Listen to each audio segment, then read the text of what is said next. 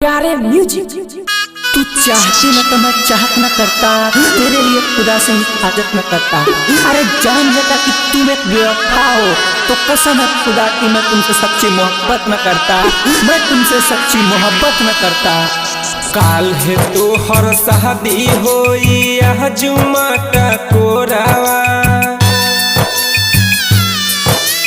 काल है तो हर शादी होई यह जुम्मा का कोरावा हो, जुम्मा का कोरावा त परसू जैबू जानता परसू जैबू या पानी गे ससुरावा, तह परसू जैबू या पानी गे ससुरावा, तह परसू जैबू तह परसू जैबू यहाँ पानी के ससुरावा, तह परसू जैबू आहा पानी गे ससुरावा, त छोड़ी देबू या पानी गेला भरावा, त छोड़ी देबू या पानी गेला भरावा। जान आप सुन रहे हैं अभी आप सुन रहे हैं रनिया स्टार सचिन सवरिया को,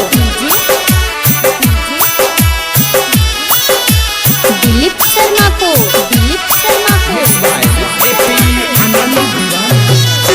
रहलू कुंवर कबले प्यार हमसे कइलू,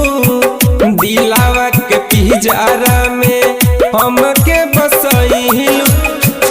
रहलू कुंवर कबले प्यार हमसे कइलू, दिलावा के पिंजरा में हमके बसइलू, ता भूला गइलू कहल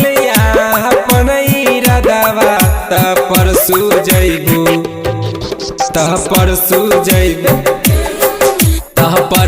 जैबू या पानी गे ससुरावा, तह परसू जैबू या पानी गे ससुरावा। जान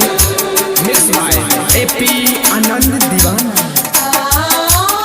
अभी आप सुन रहे हैं रनिया स्टार सचिन सवरिया को, म्यूजिक पर डीजे दिलीप शर्मा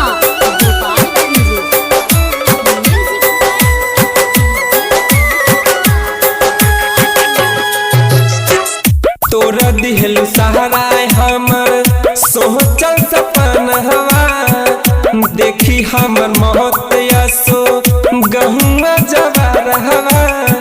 तोरा दिहलू सहारा हमर सोचल सपनवा, देखी हमर मौत यसो गहुआ जवार हवा, ता धोखा दिहलू कही के अपन जनवा, ता परसू जैबू या पानी गे ससुरावा, तह परसू जैबू या पानी गे ससुरावा, तह परसू जैबू। जान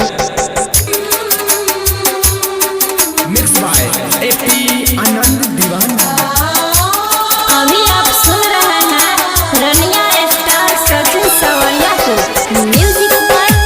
डीजे दिलीप शर्मा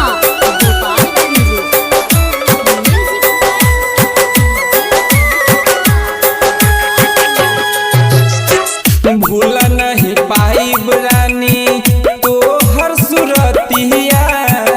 दिन रात रोई अब सचिन सवरिया, भूला नहीं पाई रानी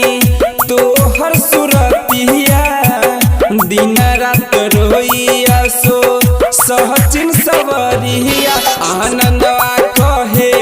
खाई ले न जहरावा, अनिलवा कहे